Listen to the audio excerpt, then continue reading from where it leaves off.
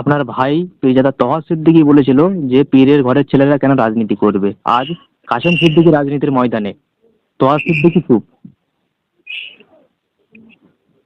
যে বলেছিল, যিনি বলেছিলেন রাজনীতি করা যাবে না, এনাকে বলতে বলুন। যেভাবে উনি এর আগে প্রতিবাদ করেছে, নওশাদ, পীরজাদা নওশাদ, তিনি রাজনীতির ময়দানে নেমেছে।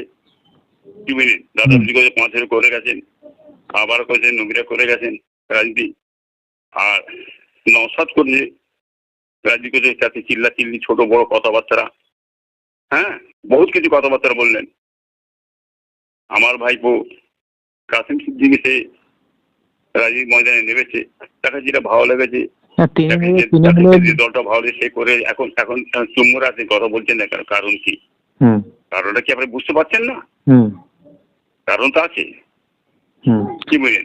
জনগণ এখন যদি ওই ভাইপোর বিরুদ্ধে বলতে যায়, টিএমসির বিরুদ্ধে বলা হবে। নওশাদের কাসেম সিদ্দিকীর বিরুদ্ধে মানে টিএমসির বিরুদ্ধে বলা হবে, মমতার বিরুদ্ধে বলা হবে।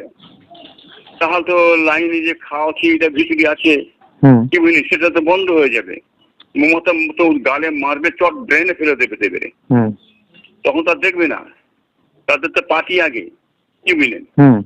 আর সে তার পার্টি যেতে পারে, সে এখন চুপ। খালি চুপ কেন? আরো নেতারা বড় বড় কথাবার্তা বলেছে, তারা আরো পীরজাদারা দেখবেন অনেক কিছু কথাবার্তা বলেছে। নওশাদ রাজনীতি করছে বলে অনেক কিছু চলবে না যায়, হ্যাঁ হারাম টাম এটা ওটা ফতোয়া বহু দিন। এখন চুপ কেন? সেসব পীরজাদাও চুপ মেরে গেছে, কথা বলতে পারে। এইটাতে বাংলা মানুষ দেখবে কারা টিএমসি করে, হ্যাঁ, আর কারা মানে এই মানে রাজনীতি করে, সেটাই তো এবার বাংলা মানুষ দেখছে, কি বুঝলেন? ভিতরি পয়সা দিলে চুপ মরে যাবে, কোন কথা বলবে না, কি সব টাকার লোভে হয়ে চিল্লেছে। এখন চিল্লাতে বলুন, সেসব পীরজাদা পিসাব চিল্লাতে বলুন, চিল্লাচ্ছে না, চুপ মরে আছে কেন? বাংলার মানুষ বুঝতে পারছে না এরা ভিতরি কি ছিল। আচ্ছা, প্রকাশ হয়ে যাচ্ছে এদের, এখন এদের জন্য খুব বিপদ হয়ে দাঁড়িয়েছে তো, কি বুঝলেন?